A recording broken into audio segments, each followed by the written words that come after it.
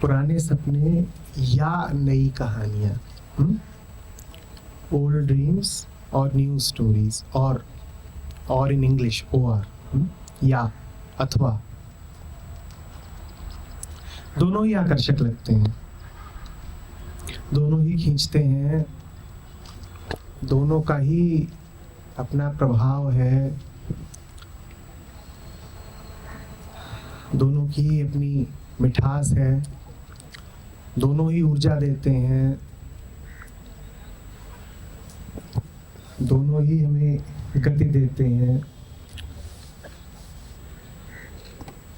दोनों से ही आगे बढ़ने में मदद मिलती है और दोनों ही बांधते भी खूब है। पुराने सपने भी, नई कहानियां भी। जब हम कहते हैं पुराने सपने, तो उससे मतलब क्या है? हम सबके पास है ना सपने, ऐसा तो कोई नहीं जिसके पास नहीं है। पुराने सपने से क्या मतलब है? कितने लोग हैं जिनके पास हैं कुछ पुराने सपने, कुछ ऐसा है जिसे वो फलित करना चाहते हैं और वो बात बहुत समय से उनके मन में है। किस किस के पास है सपने? ऐसा कौन है जिसके पास नहीं है? तो फिर से बताओ, किस किस के पास है सपने?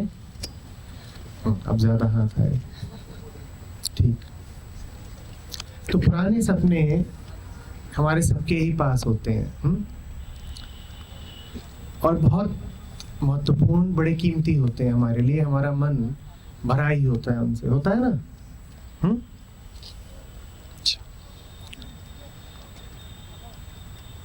और किस किस के पास हैं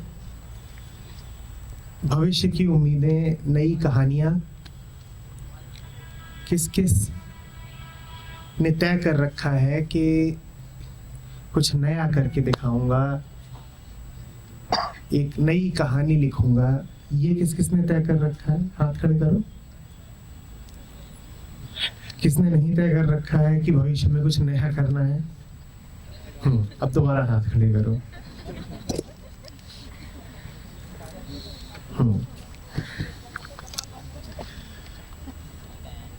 तो किसी का भी मन देख लो, चाहे अपना, चाहे अपने पड़ोसी का, चाहे सड़क पर चलते आम आदमी का, छोटे का, बड़े का, सफल व्यक्ति का, असफल व्यक्ति का, ये दो सभी के पास होते हैं, है ना? अतीत से जुड़ी कुछ स्मृतियां, यादें, अतीत में जो तय किया था वो सपने, और साथ ही साथ ये आशा भी कि आगे कुछ नया हो जाएगा। ये दो करीब करीब सभी के पास होते हैं। और तुमने एक अभी मजेदार बात देखी होगी कि तुम लोगों ने अभी हाथ उठाए और दो मौके थे जब हाथ उठाए। हम में से कई ऐसे रहे होंगे जिन्होंने दोनों के ही लिए हाथ उठाए। हमने कहा हमारे पास अतीत भी है, अतीत की यादें भी हैं, अतीत से बंधे हुए सपने भी हैं, और साथ ही साथ ये इच्छा भी है कि भविष्य कुछ नया हो जाए। देखा तुमने ये कि एक ही आदमी, एक ही मन दोनों ही चीजों में लिप्त है, एक ही आदमी दोनों ही चीजों के लिए हाथ उठा रहा है। अब ऐसे में ये जांचना लाजिमी हो जाता है कि जो हमारा विषय है आज का, उसमें या अथवा शब्द की कोई सार्थकता है भी या नहीं है। हमने कहा था पुराने सपने और नई कहानियां। पुराने सपने या नई कहानियां। सुनने में ऐसा लग रहा है जैसे हम कह रहे हो कि दोनों के बीच में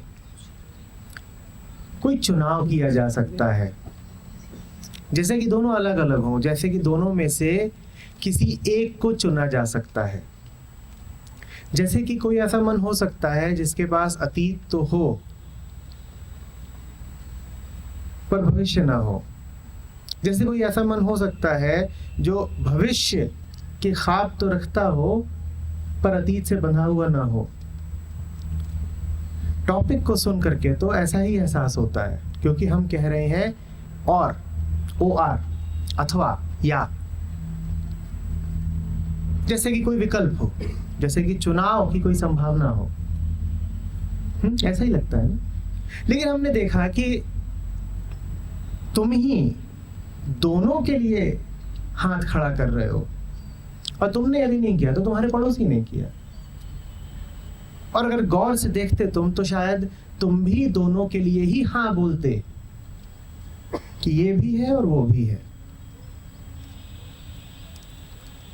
ये आमतौर पर होता नहीं है। आमतौर पर ऐसी स्थिति हमारे सामने लाई नहीं जाती जिसमें हमें ये दिखाया जाए कि हम दोनों ही तरफ खड़े हैं, हम पीछे भी खड़े हैं, हम आगे भी खड़े हैं। आमतौर पर हमें यही एहसास होता रहता है जैसे कि एक तरफ ही खड़ा हुआ जाता है। जैसे कि कुछ लोग हैं जो पीछे की सोचते हैं और कुछ लोग हैं जो आगे की सोचते हैं। तुमने लोगों को कहते सुना होगा कि आपकी उम्र ज्यादा हो गई, आप पुरानी बातों में लगे रहते हैं, हम आज के हैं, हम आगे की सोचते हैं। ये कहते सुना है ना। और जब वो ये बोलते हैं तो उन्हें पूरा विश्वास होता है कि वो जो कह रहे हैं वो एक सार्थक वक्तव्य है। जो ऐसा कह रहे होते हैं वो पूरे यकीन के साथ कह रहे होते हैं कि हाँ, ऐसा विभाजन है। कुछ पुराने लोग होते हैं, कुछ नए लोग होते हैं। तुम्हारी उम्र में ज्यादातर लोग अपने आप को क्या बोलते हैं? नए लोग।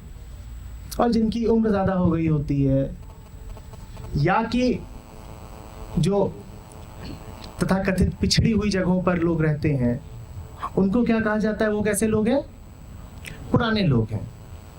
और हमने ये मान ही रखा है कि ये नए और पुराने का भेद वास्तविक है। मैं जरा इसमें जाना चाहूंगा, मेरे साथ रहना।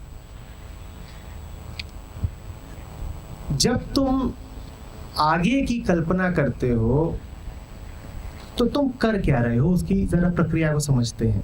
मजेदार सी चीज निकलेगी। हम कहते हैं भविष्य के ख्वाब, नई कहानी। तुम कोई भी कहानी सोचते हो तो कैसे सोच लेते हो? उसका मूल क्या है? शुरुआत कहां से होती है? चलो एक छोटी सी बात देखते हैं। मैं अगर अभी तुमसे कहूं कि आगे के लिए कोई कहानी सोचो और लिख दो, छोटी सी, सिर्फ 5 लाइनों की, 10 लाइनों की, 20 पंक्तियों में सब समेट दो,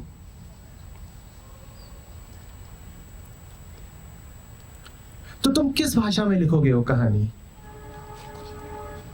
किस भाषा में लिखोगे? याद रखना, हम कह रहे हैं नई कहानी लिखनी है। हम कह रहे हैं नई कहानी लिखनी है। नई माने नई। लिखोगे किस भाषा में? जल्दी बोलो, जो भाषा तुम्हें आती है। हिंदी में लिखोगे, अंग्रेजी में लिखोगे,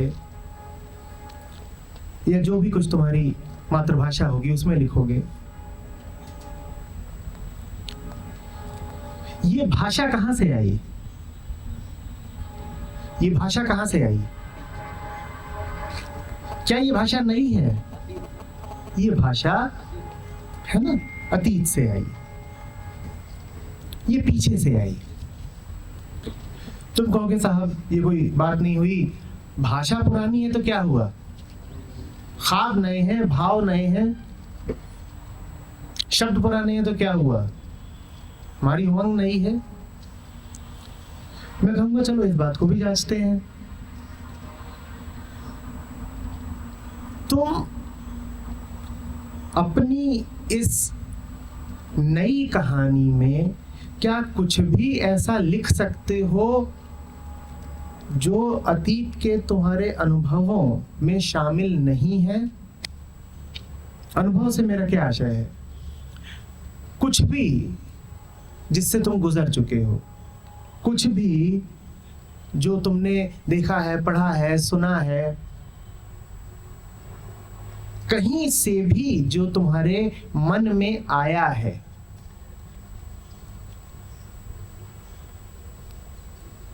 बोलो, तुम्हारी इस नई कहानी में क्या कुछ भी ऐसा है जो पहले से ही तुम्हें पता ना हो? मैं तुमसे छोटा सा सवाल करता हूं। तुम लोग स्टूडेंट्स हो, तुम में से कई लोग आगे के लिए, अपने करियर के लिए बड़े सपने सजाते होगे, सोचते तो होगे ही कि क्या बनना है जिंदगी में। तुम जो कुछ भी सोचते हो कि तुम्हें बनना है, अगर उसकी एक सूची बनाई जाए, मान लो भी हम एक कागज तुम में सर्कुलेट कर दें और हम कहें कि सब लोग लिखो इसमें कि तुम्हें कैसा भविष्य चाहिए, क्या बनना चाहते हो, तो क्या होगा? क्या उसमें यहाँ पर जितने लोग बैठे हैं उतने अलग अलग सपने दिखाई देंगे? मैं तुम्हारे करियर संबंधी सपनों की बात कर रहा हूं। क्या ऐसा होगा? और तुम जो कुछ भी कहोगे कि तुम्हें बनना है, क्या वो चंद गिनी चुनी तयशुदा धाराएं नहीं होंगी जो तुमने पहले ही देख सुन रखी हैं? होंगी कि नहीं होंगी? और क्या वो धाराएं समय के अनुसार, परिस्थितियों के अनुसार बदलती नहीं रहती हैं? अगर तुमने अतीत में देखा है कि किसी एक विशिष्ट क्षेत्र में बड़ी नौकरियां हैं, तो तुम भविष्य में भी क्या बनना चाहोगे? क्या बनना चाहोगे? जल्दी बोलो। और यदि अतीत में देख लो तुम कि किसी एक क्षेत्र में रोजगार के अवसर है ही नहीं, तो इसका तुम्हारे सपनों पर क्या प्रभाव पड़ेगा? बोलो। जिसको तुम अपनी नई कहानी कहते हो, क्या वो अतीत से ही निकल कर नहीं आ रही?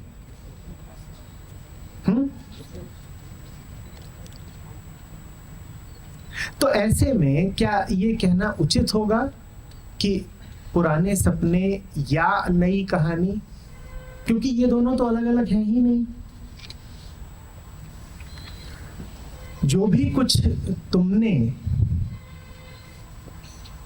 पीछे से अर्जित किया होता है, पाया होता है, ढो रहे होते हो, उसी की पुनरुक्ति मन भविष्य में करना चाहता है। तुम भविष्य में चाह ही क्या सकते हो? कोई भी मन भविष्य में क्या चाह सकता है? वही जिसका उसे ये आभास है कि वो अच्छा है, मीठा है। मतलब कि तुम्हें पहले ही पता है कि तुम्हारे लिए क्या अच्छा है, और जो तुम्हें लगता है कि तुम्हारे लिए अच्छा है, उसी घटना को तुम चाहते हो कि भविष्य में तुम्हारे साथ घट जाए। ऐसा तो कोई नहीं ना जो चाहता हो कि भविष्य में कोई अनहोनी घटे, बुरी घटना, ऐसा तो कोई नहीं चाहता। और कोई ये भी नहीं चाहता कि भविष्य में कुछ आकस्मिक अनजानी घटना घट जाए, ऐसा भी नहीं चाहते हो ना। हम उन्हीं घटनाओं को दोबारा होते देखना चाहते हैं जिनकी हमको पहले से ही आश्वस्ति है कि हमारे लिए अच्छी हैं, शुभ हैं। जब ये घटना पिछली बार घटी थी 2 साल पहले तो मुझे बड़ा मजा आया था, अतः मैं चाहता हूं कि ये घटना मेरे साथ, ये घटना जब पिछली बार मेरे बड़े भाई के साथ घटी थी तो बड़ा उत्सव मनाया गया था, इसलिए मैं चाहता हूं कि ये घटना, जब इस घटना के बारे में मैंने किसी अखबार में या किसी मैगजीन में पढ़ा था तो सबको बड़ा रोमांच हुआ था, गर्व हुआ था, इसलिए चाहता हूं कि ये घटना मेरे साथ, मतलब मैं अपने भविष्य के लिए जो कुछ भी चाहता हूं वो वही है जो मैंने अपने अतीत में या तो अपने साथ या किसी और के साथ घटित होते देखा है। तो क्या मुझे हक है अपनी चाहत को नया बोलने का? नए की परिभाषा क्या? नए की परिभाषा वो जो पहले कभी घटित ना हुआ हो। पर हम जो कुछ भी कहते हैं कि नया है वो हमेशा इस सावधानी के साथ कहते हैं कि वो पहले ही जांचा परखा हुआ हो। अगर जांचा परखा नहीं हुआ है तो डर सा लगता है पता नहीं क्या अनजानी चीज है, अज्ञात है, सुरक्षा का कोई आश्वासन नहीं है इसमें, तो हम इसमें उतर कैसे जाएं?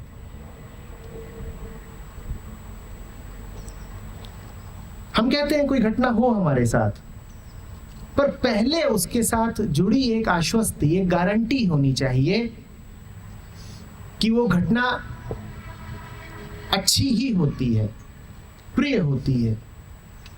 यही कहते हैं ना। अब ये आश्वस्ति मिलती कैसे है? ये आश्वस्ति ऐसे ही मिलती है, पुराने अनुभव से। तो तुम देखो, समझो कि मन की प्रकृति है कि वो कभी कुछ नया वास्तव में होने देना चाहता नहीं। उसका काम है पुराने को दोहराते रहना। पुराने को ही वो भी दोहरा रहा है जो यादों में खोया है, और पुराने को ही वो भी दोहरा रहा है जो उम्मीदों में खोया है।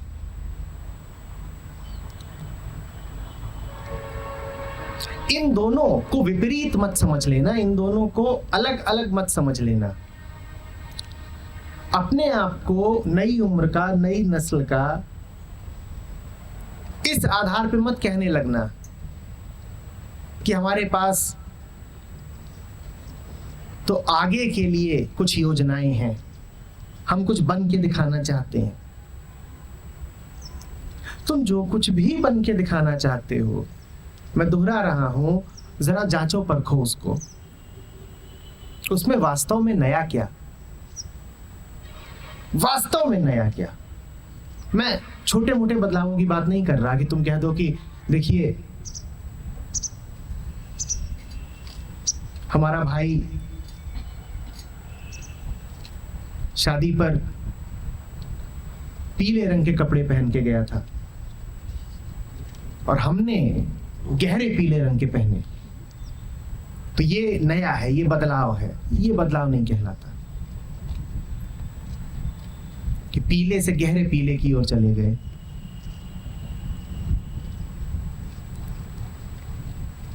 बात समझ रहे हो? तुम सब को अभी पूरी जिंदगी जीनी है और भविष्य तुम्हारे लिए बहुत महत्वपूर्ण है, लगातार आगे की ओर देखते रहते हो। जो लोग लगातार आगे की ओर देखते रहते हो उनके लिए जरूरी है ये देख लेना कि उनकी दृष्टि तो आगे को है, पर क्या वो वास्तव में आगे को ही देख रहे हैं?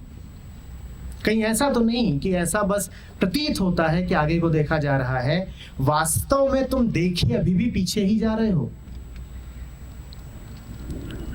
गाड़ी चला रहा होता है कोई ड्राइवर,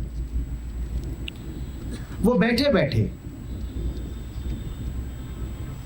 ऐसा ही लगे कि देख आगे को ही रहा है, पर हो सकता है कि वो पीछे की ओर ही देख रहा हो, खोया हो। कैसे?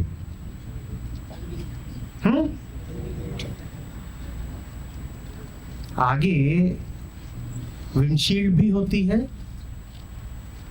और आगे ही रियर व्यू मिरर भी होता है। होता है कि नहीं होता है? तुम गाड़ी चला रहे हो, हाथ में तुम्हारे स्टीयरिंग है, हो सकता है कि तुम विंडशील्ड को देख रहे हो, और हो ये भी सकता है कि तुम रियर व्यू मिरर में देख रहे हो। पीछे देखने के लिए आवश्यक नहीं है कि पीछे पूरा मुड़ा ही जाए, गर्दन पूरी मोड़ ही दी जाए। भ्रम हो सकता है, आंखें अभी भी सामने की ओर ही हैं, पर सामने का कुछ नहीं दिख रहा तुमको। जब रियर व्यू मिरर में देख रहे हो तो दिख कहां का रहा है, और जो पीछे की ओर देख के गाड़ी चला रहे हो उनका हश्र क्या होना है? जो रियर व्यू मिरर में देख के गाड़ी चला रहा हो उसका क्या अंजाम? भिड़ेगा, गाड़ी गड्ढे में जाएगी, और अगर दुर्घटना नहीं भी हुई तो झटके बहुत लगेंगे। अब ये झटके तो हमको बहुधा लगते ही रहते हैं।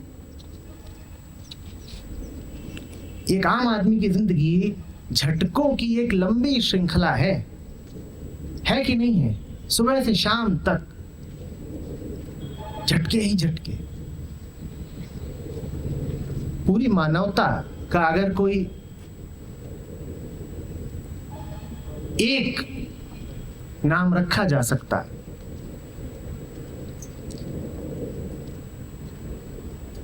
कोई एक उनको नाम दिया जा सकता, तो वो यही होता।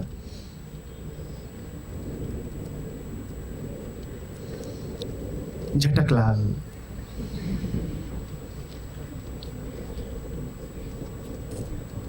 क्योंकि हम और कुछ करते ही नहीं झटका खाने के अलावा।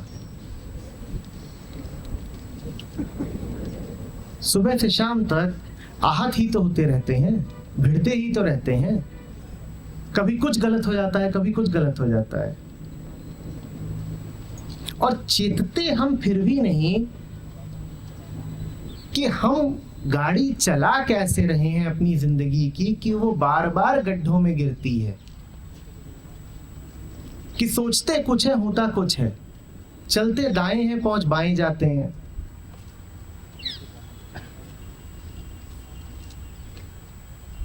निश्चित रूप से हम देख नहीं पा रहे हैं कि हम क्या देख रहे हैं।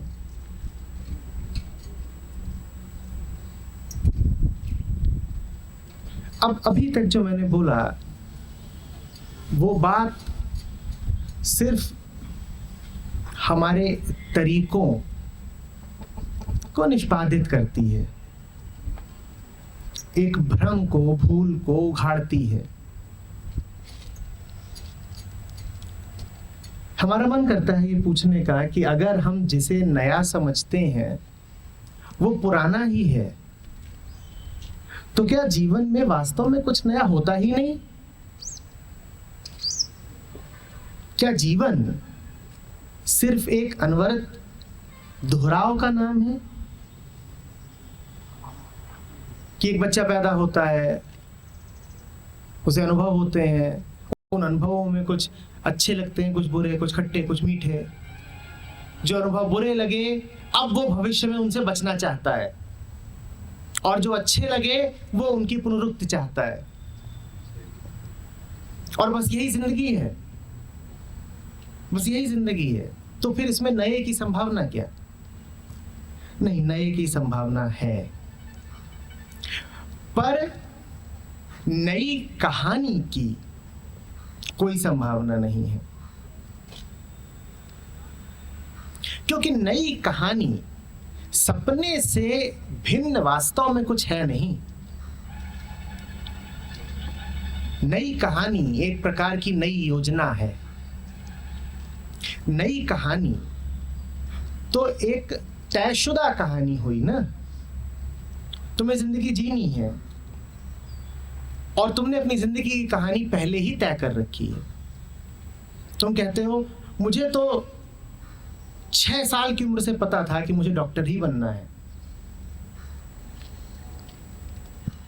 मुझे तो पहले ही पता है कि किस उम्र में मेरे साथ क्या घटना घटित होनी है।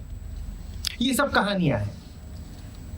और अगर तुम ध्यान से अपने जीवन को देखोगे तो तुम पाओगे कि हमारी कहानियां बहुत पहले से ही लिखी जा चुकी हैं। क्या तुम वही सब कुछ नहीं कर रहे हो जो कोई भी आम व्यक्ति करता है तुम्हारी उम्र का?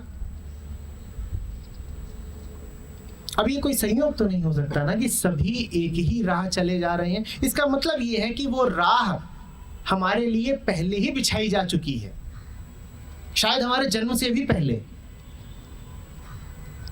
कि जैसे कोई नाटक हो जिसके संवाद किसी दूसरे ने लिखे हो और बहुत पहले से लिख रखे हो, पात्रों को, कलाकारों को बस रस्म अदायगी करनी है, उनको जा करके वही संवाद बोल देने हैं जो किसी और ने लिख दिए हैं, बांध दिए हैं। उनसे हट पाने का, वास्तव में कुछ नया कर पाने का तुम्हें मौका कहां?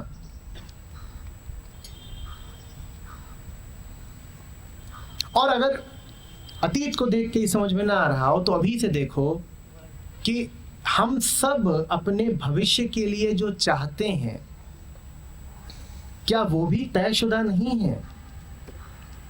हमें पता होता है कि इतनी उम्र में हमें अपनी पढ़ाई पूरी कर ही लेनी है, उसके बाद इतने चंद सालों के बाद शादी ब्याह कर ही लेना है, नौकरी करनी है तो इस प्रकार की करनी है।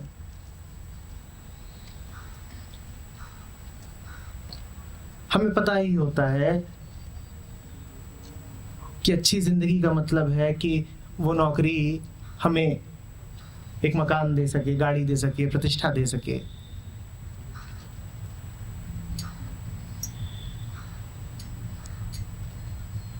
तुम देखो अगर कि नौकरियों को लेकर के, और मैं नौकरियों का उदाहरण बार बार इसलिए ले रहा हूं क्योंकि ये बात तुम्हारे लिए बड़ी कीमत रखती है। अगर तुम नौकरियों को देखो तो तुम किस पृष्ठभूमि से आ रहे हो, तुम्हारा पारिवारिक इतिहास क्या है, इससे काफी कुछ निर्धारित हो जाता है कि तुम चाह क्या रहे होगे।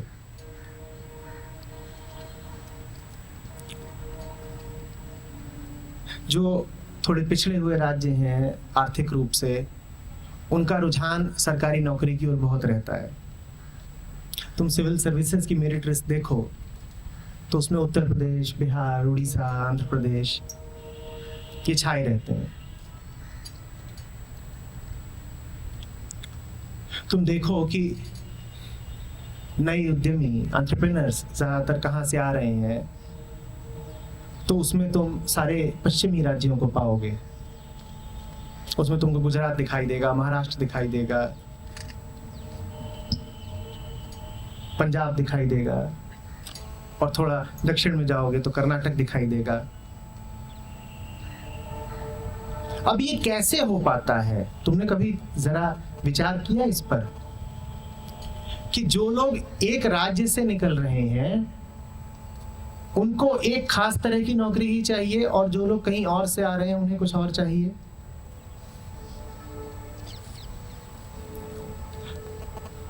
ये कैसे हो पाता है कि सपने भी राज्य देख करके आते हैं कि ये बिहारी है तो इसको लाल बत्ती की सरकारी गाड़ी का सपना आना चाहिए,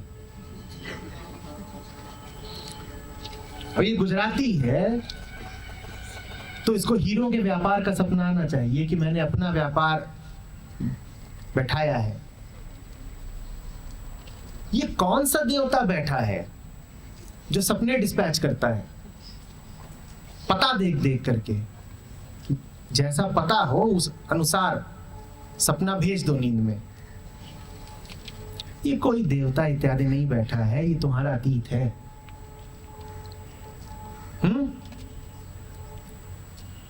ये तुम्हारी परिस्थितियां हैं। अब ये तो बड़ी गुलामी हुई ना कि हमारे सपने, हमारी उम्मीदें, हमारी योजनाएं ये भी हमारी परिस्थितियों की गुलाम है, दास है, उन्हीं के द्वारा संचालित हो रही हैं। इसमें कोई आजादी तो नहीं हुई कि चूंकि मैंने अतीत में यही सब देखा है, पढ़ा है, सुना है, तो मुझे आगे भी ऐसे ही जीना है। इसमें कहीं पर भी तुम्हारी चेतना तो शामिल हुई ही नहीं। मशीन बन गए तुम, एक डब्बा, प्रोग्राम्ड डब्बा, जिसको जो सिखा दिया गया, जिसके भीतर जो बातें भर दी गई, जिसकी जैसी कंडीशनिंग और प्रोग्रामिंग कर दी गई, वो आगे उसी चक्र पर अब चलता रहेगा। और देखते हो तुम कि ये जिसको मैं प्रोग्रामिंग कह रहा हूं, ये तुम्हारे पैदा होते ही शुरू हो जाती है और फिर तुम्हारी पूरी जिंदगी पर छा जाती है। पैदा होने की चंद घड़ियों के भीतर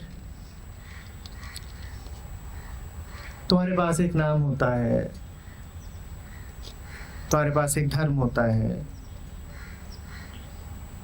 और कुछ सालों के भीतर तुम्हारे पास विचारधाराएं होती हैं, तुम्हारे पास तुम्हारे पूर्वाग्रह होते हैं, और तुम बाकी पूरी जिंदगी जीते हो इन्हीं सबको कार्यान्वित करने में। इनमें से कुछ भी तुमने चुना नहीं है, इनमें से कुछ भी तुम्हारे पास तुम्हारी चेतना के फलस्वरूप नहीं आया है, तुम्हारे चुनाव के फलस्वरूप नहीं आया है। ये सब घटनाएं हैं जो अकस्मात घटी हैं, और अकस्मात घटती घटनाओं के साथ तुमने अपना गहरा नाता संबंध जोड़ लिया है,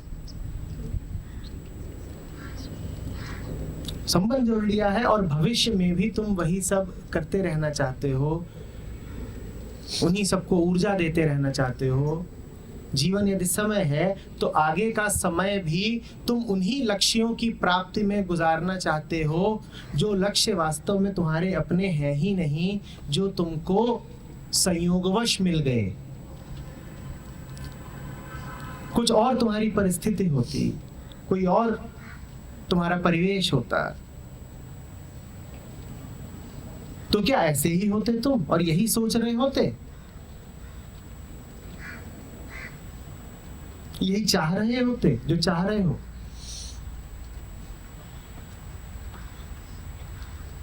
नया आवश्यक है। पुराने में तो बस सड़न है और दुर्गंध है। प्रकृति को देखो तुम तो वहां सतत नवीनता है, लगातार वहां नए का जन्म होता ही रहता है।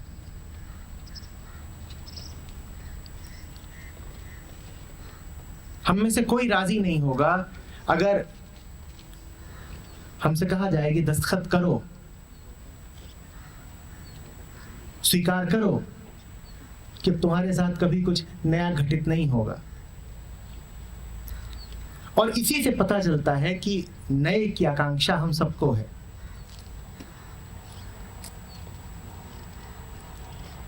देखा है कैसे तुम बदलाव चाहते हो? कोई भी काम यदि बार बार लगातार जल्दी जल्दी होने लग जाए तो तुम ऊब जाते हो। फिर तुम कहते हो कि ब्रेक चाहिए, फिर तुम कहते हो कुछ नया हो, कुछ अलग हो।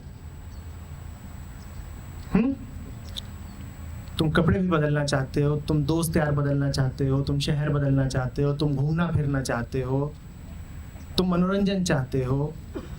ये सब देखा है किस बात के द्योतक हैं? ये इस बात के द्योतक हैं कि हमें बदलाव चाहिए, हमें जिंदगी में जरा नवीनता चाहिए, है कि नहीं? कुछ अच्छे से भी अच्छा हो, पर उसे अगर तुम 25 बार दोहरा लो तो तुम कहते हो बहुत हुआ, ऊब गया मैं। होता है कि नहीं? अरे जरा कुछ अलग हो। तो ये बात स्वयं सिद्ध है कि नया तो चाहिए ही, पर नया तुम्हें पुराने पर आश्रित रहकर नहीं मिलेगा। जो पुराने से बंधे हुए हों, दुर्भाग्यवश उनकी सजा यह है कि उन्हें पुराना ही लगातार मिलता रहेगा, नए से उनका कोई परिचय कभी होने नहीं पाएगा।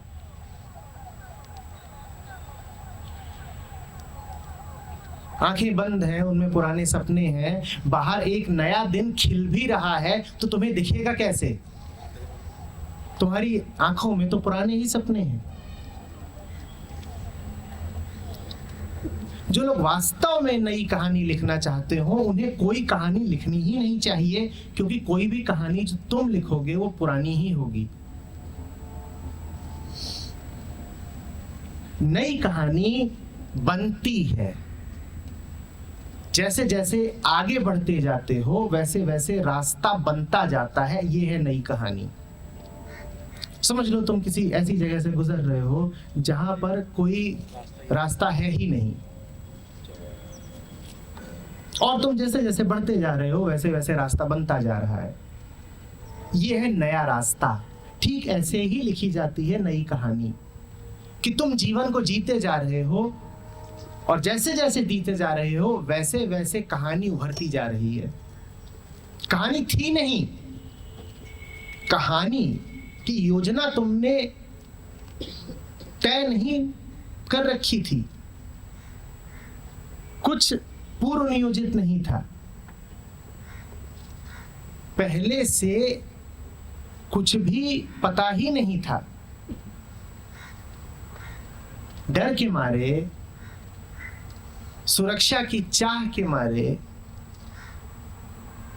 हमने कुछ सोची समझी तरकीब लगाई ही नहीं, क्योंकि जो भी तरकीब तुम लगाओगे, जो भी विधि तुम चुनोगे, जो भी रास्ता तुम चुनोगे,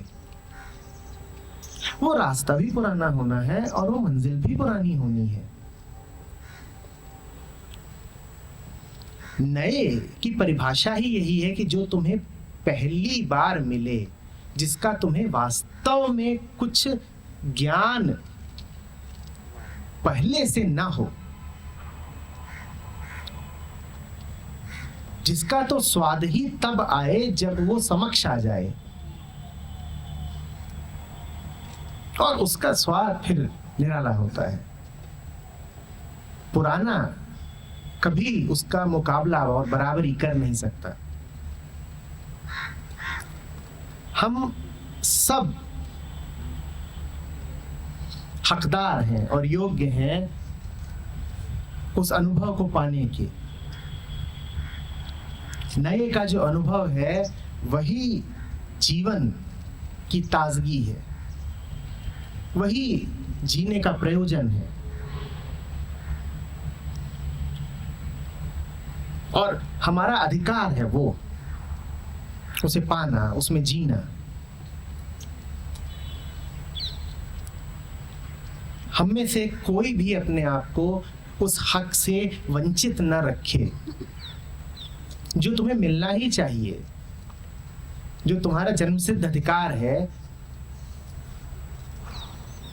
तुम उसे क्यों नहीं हासिल कर रहे हो? तुमने क्यों अपने आप को ही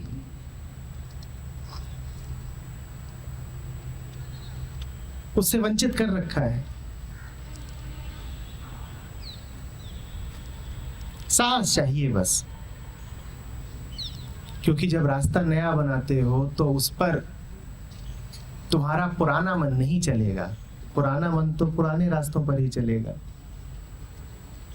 जब नए रास्ते बनते हैं तो उस पर तुम्हें भी नया होना पड़ता है और जरा अकेला होना पड़ता है।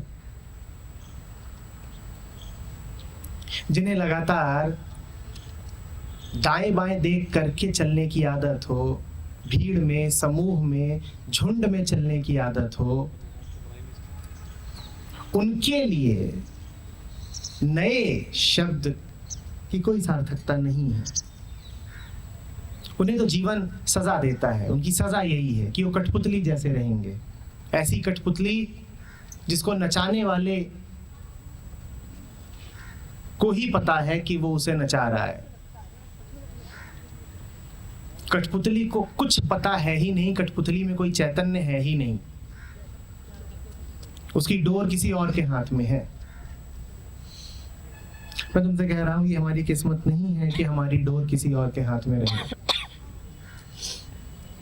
ना तुम्हारी किस्मत है और ना अब तुम्हारी ये उम्र है। तुम जितने भी लोग यहाँ मेरे सामने बैठे हो, सब अब युवा हो, सब एडल्ट्स हो।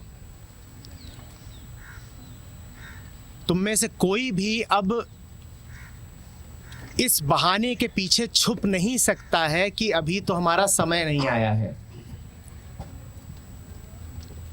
समय सबका आ चुका है।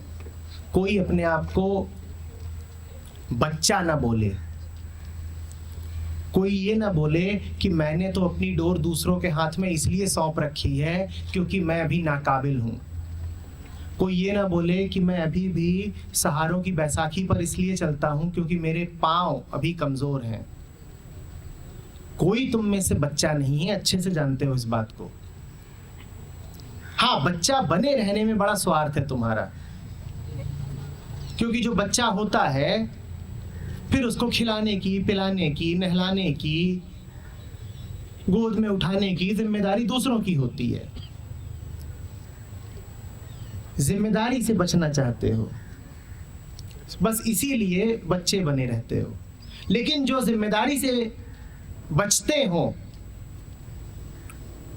फिर उन्हें स्वतंत्रता भी नहीं मिलती। स्वतंत्रता, मुक्ति सिर्फ उनके लिए है जो अपने कदमों पर चलना जानते हो। तुम अगर यही सोच रहे हो कि कोई और तुमको गोद में उठाए, कोई और बोझ उठाए तुम्हारा, तो फिर जो तुम्हें गोद उठाएगा वही तुम्हारा मालिक भी बन जाएगा।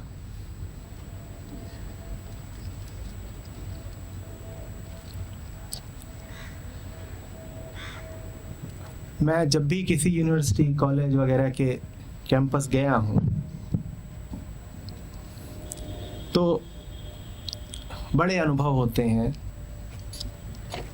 पर उनमें से जो एक हैरत अंगेज अनुभव होता है और बार बार होता है वो ये है कि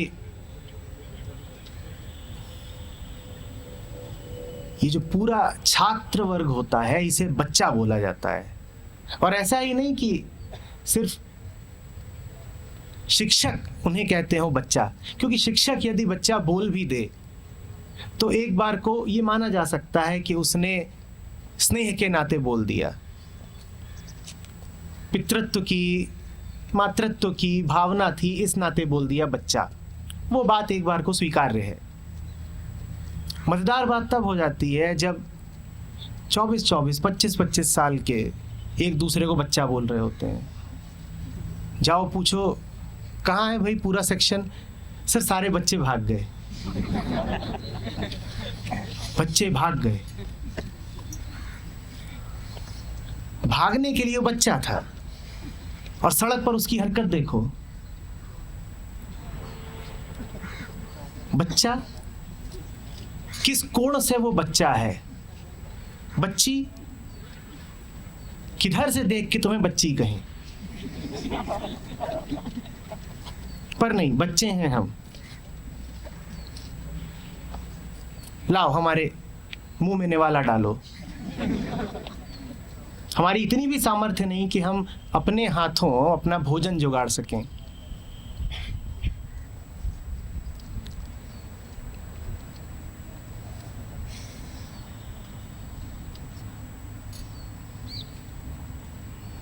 नहीं सर, 4th ईयर के तो सारे बच्चों का प्लेसमेंट हो गया,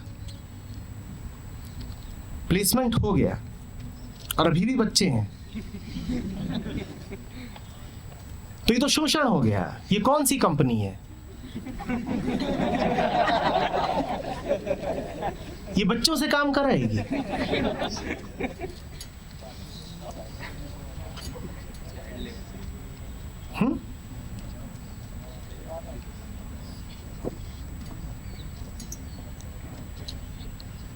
पर ऐसा ही चल रहा है, और इस शोषण को हमने तमाम झूठे नाम दे दिए हैं। इसको हम कभी कह देते हैं कि ये तो भाषा भर की बात है, इसको हम कभी कह देते हैं कि ये तो आम कल्चर संस्कृति की बात है, इसको कभी हम ये भी कह देते हैं कि ये तो प्यार और अपनेपन की बात है। ये किसी की बात नहीं है, ये सिर्फ एक भ्रमित मन की बात है।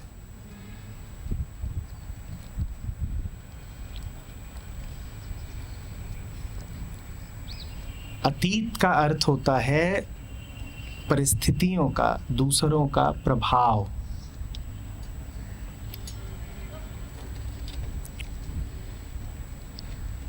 जो भी कोई लगातार दूसरों से प्रभावित है, लगातार दूसरों की ही तरफ देखता रहता है, जो भी कोई अपना होने को, अकेला होने को तैयार नहीं है, वो गुलामी की जिंदगी जिएगा।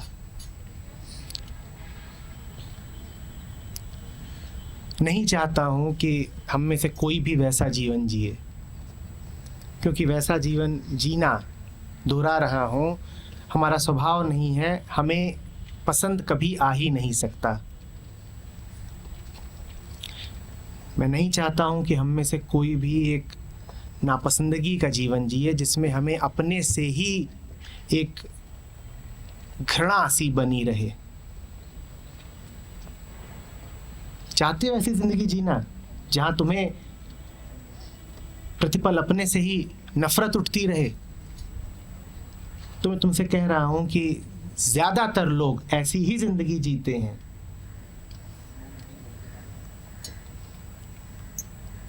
चूंकि बंधन में रहना तुम्हारा स्वभाव नहीं है, इसीलिए बंधन तुम्हें रास आता नहीं। कहीं ना कहीं तुम्हें ये एहसास रहता ज़रूर है कि तुम दास हो, बेड़ियों में हो, और ये एहसास तुम्हें चैन से नहीं जीने देता।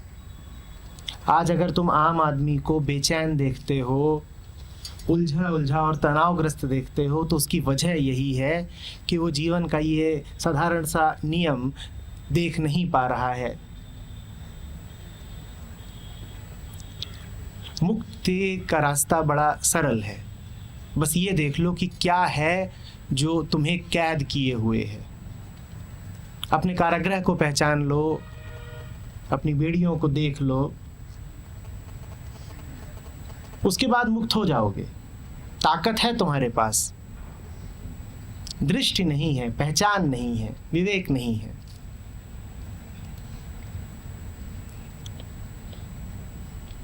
वो जिसे हमने आज अतीत और अतीत के सपने कहा है, वही होती हैं बेड़ियां।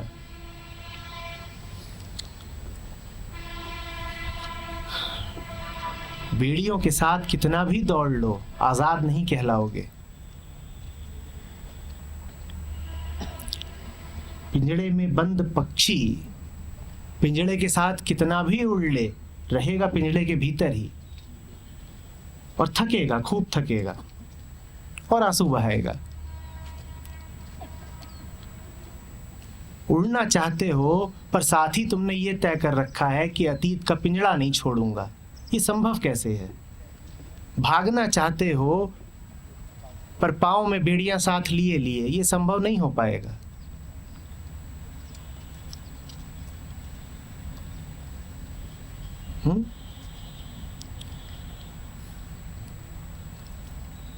खुलकर जियो, बंधे बधाए ढर्रे पर नहीं। अगर अभी सेकेंड ईयर में हो तो अभी से चौथे साल की योजना मत बनाओ। अगर अभी छात्र हो तो अभी से अपनी प्रोफेशनल जिंदगी को तय मत कर डालो।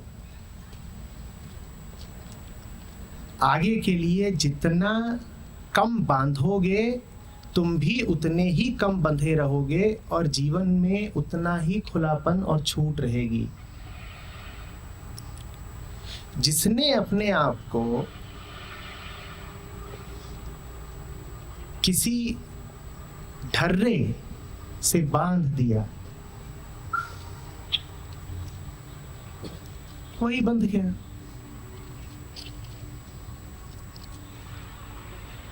जीवन रोज तुम्हारे सामने नए मौके, नए अवसर, नई सुबह लाएगा और तुम पाओगे कि तुम तो अतीत के वादों को ही निभाते रह गए।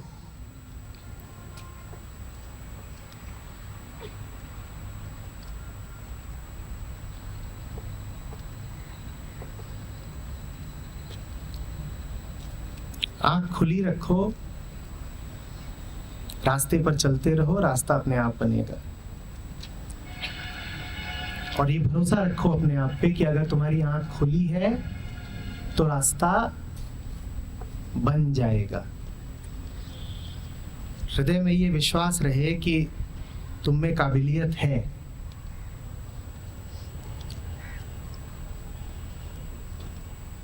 तुम्हें जरूरी नहीं है कि तुम नकल करो, कुछ असल भी तुम्हारे द्वारा घट सकता है।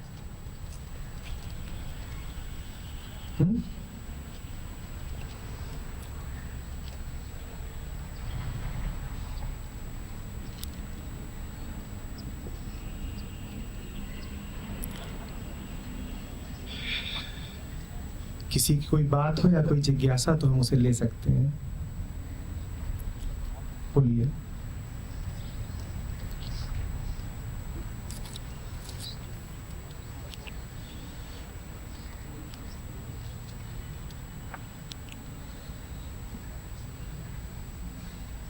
अब देखो यहाँ भी क्या हो रहा है। ये बड़ा अच्छा मौका है ये देखने के लिए कि मन हमारा कैसे काम करता है।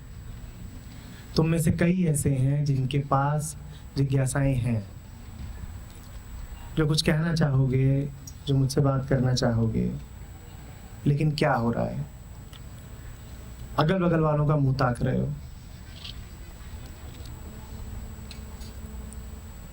अपने पड़ोसी को, अपने दोस्त को अपना सवाल पहले ही सुना के जांच लेना चाहते हो कि सवाल पूछने योग्य है कि नहीं, और घबराते हो यहाँ एकत्रित भीड़ से। यही होता है दूसरों का प्रभाव, यही होती है गुलामी, यही दास्तां कि चाहत तो है अपनी की कुछ पूछ लें, लेकिन इतने लोग इकट्ठा हैं कि उनके सामने पूछने की हिम्मत नहीं।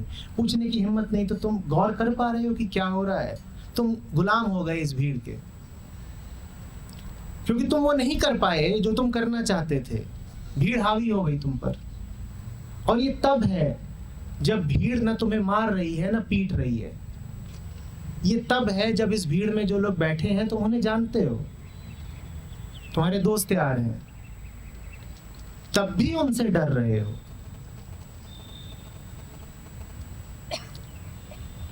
डरने की कोई वजह नहीं, डर तब भी है।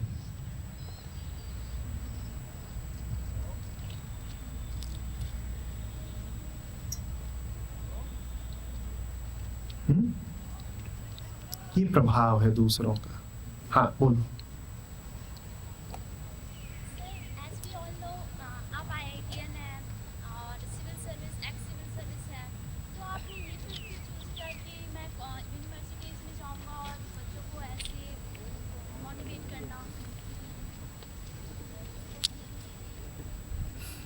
तुम्हें ये सवाल क्यों आ रहा है?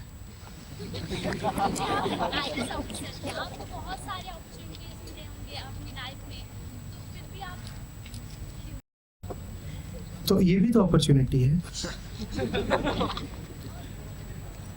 अब मैं तुम्हें बताता हूँ कि तुम्हें ये सवाल क्यों आ रहा है।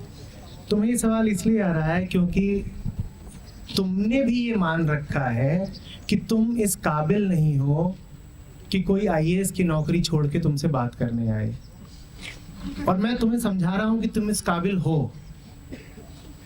तुम्हें ये बात ही अजीब सी लग रही है कि कोई वो सब छोड़ करके यहाँ क्यों बैठने आएगा जो छोड़ करके मैं आया हूँ। अगर तुम्हें अपने में विश्वास होता तो तुम कहते कि हाँ ये तो सहज सी बात है।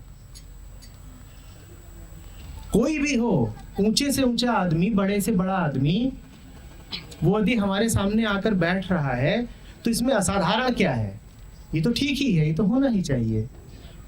पर हमने ये मान रखा है कि ऊंचा जाने का अर्थ ही यही होता है कि आप जमीन से कट जाओ। बात समझ रहे हो? अब मैं कह रहा हूं बेनिफिट है, मैं यहां बैठा हूं, ये बेनिफिट है। तुम ये बताओ कि तुम्हें ये क्यों लग रहा है कि इसमें बेनिफिट नहीं है। देखो, अगर मैं तुमसे बात कर रहा हूं और तुम मुझसे पूछो कि तुम्हारा इसमें क्या बेनिफिट है, तो सीधा सा निष्कर्ष ये है कि तुम्हें क्या लग रहा है। मैं तुमसे बात करूं और तुम मुझसे बार बार पूछो मुझसे बात करके आपको मिल क्या रहा है, तो इसका क्या मतलब है कि तुम्हें लग रहा है कि तुमसे बात करके किसी को कुछ भी नहीं मिल सकता। तो तुम में इतनी हीन भावना क्यों है? नहीं रुको, अभी पुराना ही।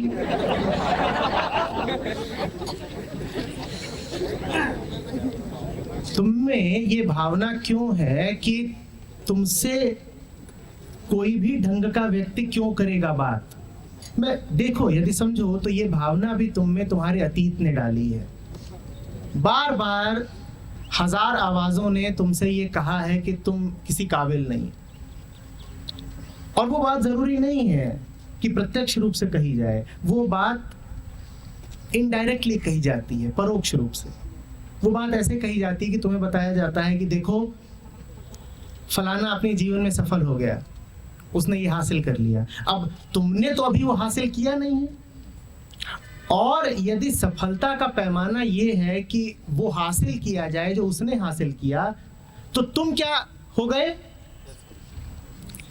जिसने ये हासिल कर लिया वो सफल, तुमने अभी ये हासिल किया नहीं। तो इनडायरेक्टली तुमको क्या कहा जा रहा है कि तुम क्या हो? असफल। ये बात तुम्हारे मन में बड़ी गहरी बैठ गई है कि तुम अभी सफल नहीं, और ये कोई ठीक बात तो नहीं है। ये बात प्यारी तो नहीं लगती किसी को। इस बात के साथ क्यों जीना चाहते हो?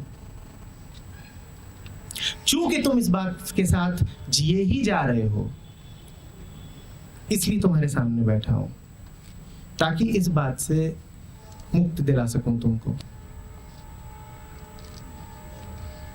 हम सब गहरी हीन भावना में जीते हैं। तुम बैठ जाओ, तुम टीवी खोलते हो, वहां पर विज्ञापन देखते हो, और सारे विज्ञापन तुमसे क्या कह रहे होते हैं?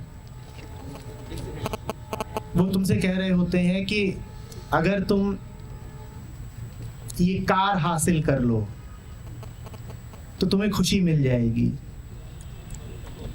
कहते हैं कि नहीं, हमारी कार खरीदो, this car is nothing but happiness. कोई तुमसे कह रहा होता है हमारे कपड़े पहनो, हमारे कपड़े पहनोगे तो बड़े आदमी कहलाओगे। जो तुमसे कह रहा है कि हमारे कपड़े पहन करके तुम बड़े आदमी बन जाओगे, वो तुमसे यही तो कह रहा है ना कि अगर तुम्हारे पास हमारे कपड़े नहीं है तो तुम क्या हुए? छोटे आदमी। और तुम ये विज्ञापन देखे जाते हो और समझ भी नहीं पाते कि धीरे धीरे करके ये छोटे होने का भाव तुम्हें बिल्कुल पकड़ लेता है, और फिर भविष्य के तुम्हारे सारे निर्णय इसी छोटे होने के भाव से निकलते हैं। तुम कहते हो फिर कि मैं छोटा हूं, ये सिद्ध हो चुका है, पूरी दुनिया ने मिल करके ये सिद्ध किया है कि मैं बहुत छोटा हूं, और चूंकि मैं छोटा हूं इसीलिए मुझे बनना क्या है? बड़ा। और है कि यहाँ पे कोई जो बड़ा न बनना चाहता हो? तुम बड़ा बनना चाहते हो बिना कभी ये तहकीकात किए कि बड़ा बनने की इच्छा हमेशा छोटा होने के भाव से आती है। और ऐसी मूर्खतापूर्ण साजिश चलती है कि पहले किसी को ये विश्वास दिला दो कि वो बहुत छोटा है और फिर उससे कहो कि देखो बड़ा बनने के ये रास्ते हैं। कोई बच्चा ये भाव लेकर पैदा नहीं होता कि वो हीन है, कि वो किसी से कमतर है, कि उसमें कोई खोट है।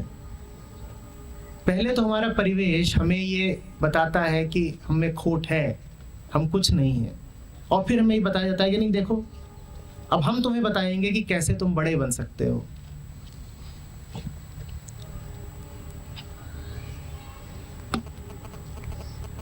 अगर तुम्हारे चारों ओर यही दुष्चक्र चल रहा हो और तुम्हें दिख रहा हो तो तुम्हें पसंद नहीं आएगा, मुझे भी पसंद नहीं आया। चारों ओर ये सब जो चल रहा है वो न चले, इसलिए तुम्हारे सामने बैठा हूं, और उसमें कोई विशेष कारण नहीं है।